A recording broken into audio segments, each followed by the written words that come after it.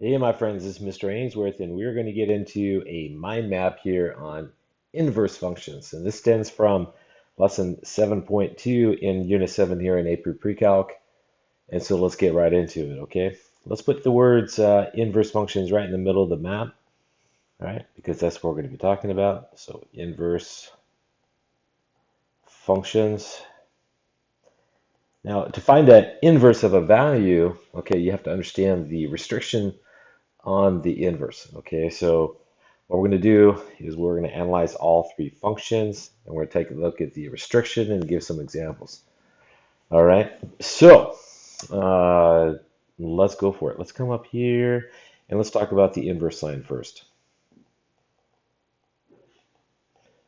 All right, so here we go. Now the inverse sign, the notation is like this right here. You can use arc sine as opposed to as well. I'm going to use this notation throughout the lesson right here. And it involves knowing what the restriction is on the inverse sign. And the restriction that we talked about, and I'm not going to go through in detail why again, all right, but the restriction on the inverse sign was from negative pi halves to pi halves. Okay.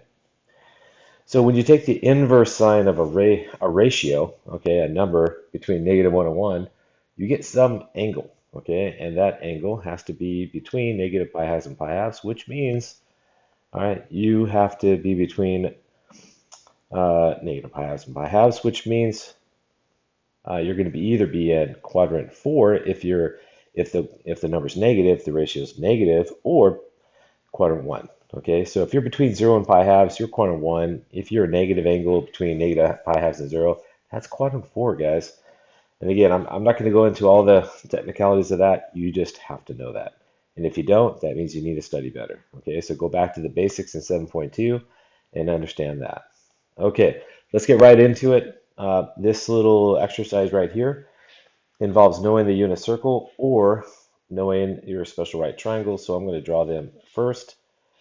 The 30, 60, 90 has sides 2 ones rad 3. And of course, the 45, 45, 90 is an isosceles right triangle here. So if you draw that, those sides are 1, 1, and rad 2, as you guys know. Okay, so with that, let's get some examples. Okay, so let's take the inverse sign or the arc sign, the inverse sign of 1/2.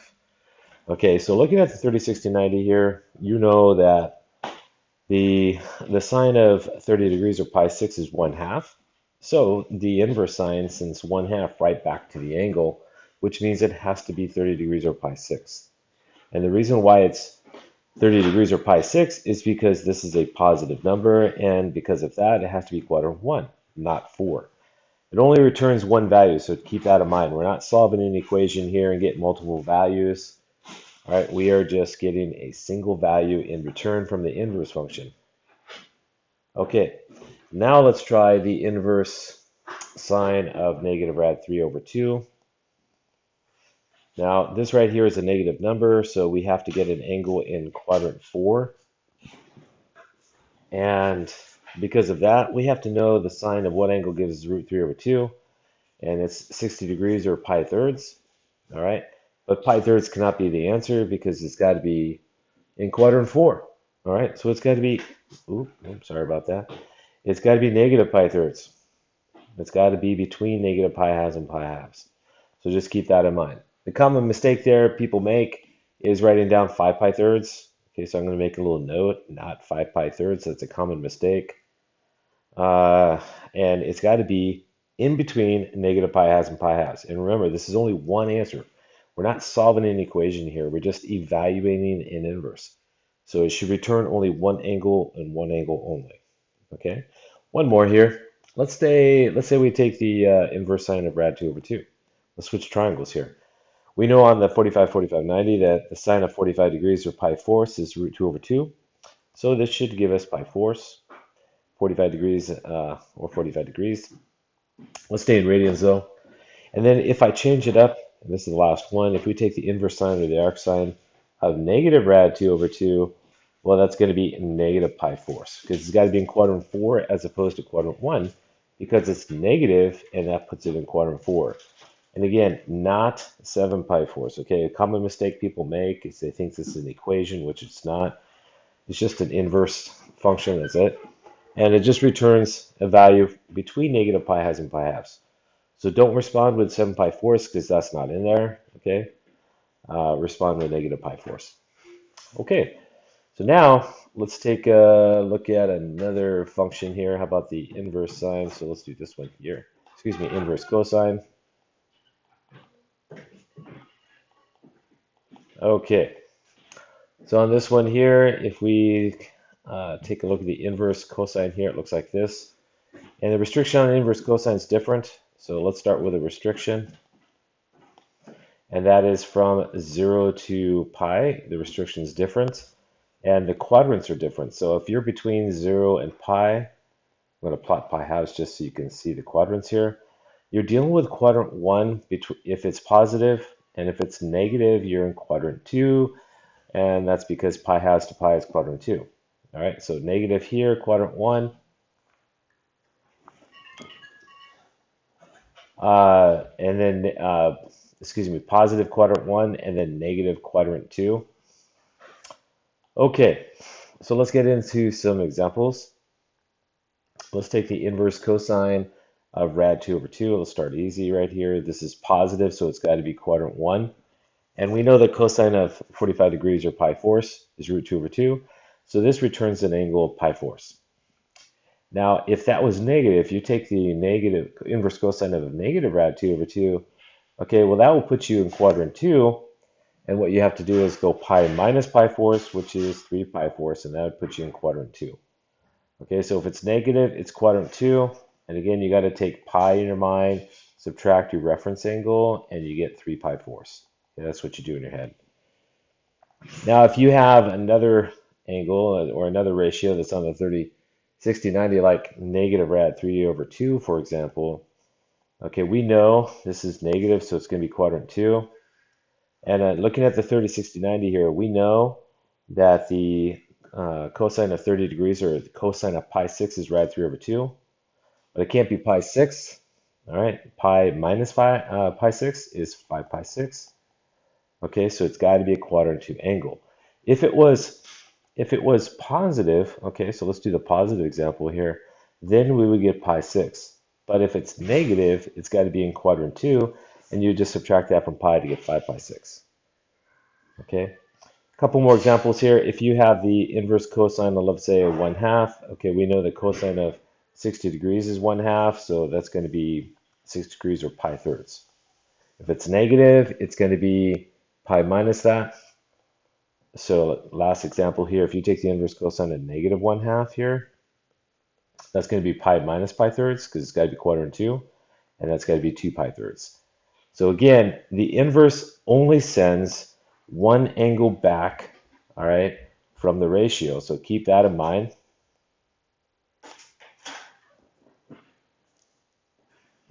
And as you go through this here. Okay, so what we need to do now is just go through the third function here, and that is the tangent function. So let's take a look at our last and final function. It's called the inverse tangent, and let's work on a couple values there. Now, the inverse tangent is either arctangent or written this way here. This is more customary. Arctangent is kind of old school. I usually use this notation right through here. All right, and if you want to evaluate, you have to know the restriction. So let's talk about the restriction here first. Okay, now restriction on tangent is from pi halves to negative pi halves to pi halves, open, not closed like the other two. Okay, this one's open because this has got asymptotes. It's not defined at negative pi halves and pi halves, so it's got to be open interval here. So keep that in mind. And because of that, we're looking for angles between or in quadrants 1 and 4, again, just like sine. So it has a similar but not the same restriction as sine. We're dealing with quadrant 4 angles and quadrant 1 angles. If it's negative, it's quadrant 4. If the ratio is positive, it's quadrant 1.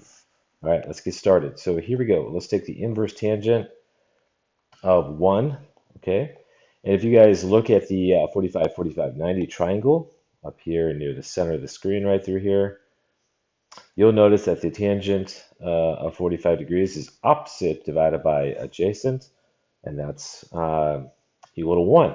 So the inverse tangent of 1 should give you 45 degrees or pi fourths. If it became negative, and if you want to take the inverse tangent of negative 1, well, you get negative pi fourths, okay, not 7 pi fourths. Okay, that's a common mistake right there. So be careful there. Um, or excuse me, yeah, not there. Okay, and then let's just do a couple more and then we'll finish here. If you take the inverse tangent of, let's say, root 3, then you're on the 30, 60, 90 triangle. And we know on the 30, 60, 90 triangle that the tangent of 60 degrees or pi thirds is root 3. We know that. All right, so we're dealing with pi thirds, and it's positive, so it's in quadrant 1. So positive quadrant 1. If I made it negative, and if I asked you to take the inverse tangent of negative rad 3, well, guess what? That would be negative pi thirds. It'd be in quadrant 4 because it's negative. Okay, so don't respond with, 5 pi thirds, which is, I know it's 5 pi thirds is in quadrant 4, but that's a common mistake. So let's just make a little note of it here. Don't respond with 5 pi thirds. This is referred to as a common mistake.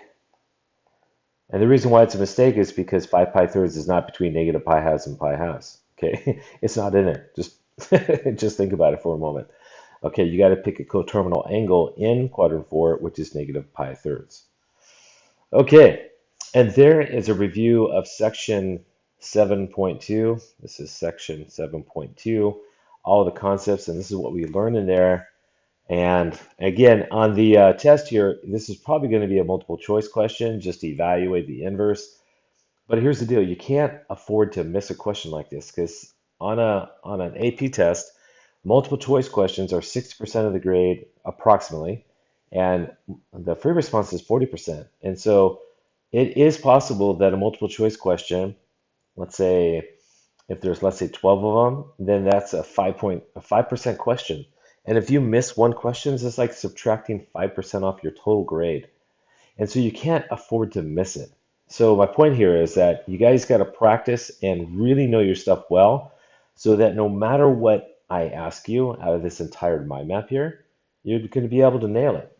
And it should be an easy question if you know what the inverse is all about, if you know the restrictions, which is obviously the important part of this exercise. All right, so you have to know these restrictions and what it means. And also, in the beginning here, as you guys were learning in the beginning, this only returns one value, not two. We're not solving equations here, which have multiple solutions here. The inverse just gives you one answer back. It's an angle, and it's either in one of the two quadrants, and that's it. Okay, so just keep that in mind. Do some practice here, practice the right way, and I will see you in my next video, or hopefully in class if you're at my school here at Great Oak High School in Temecula, California. Mr. Aynesworth, take care. I'll see you in my next one. Bye-bye.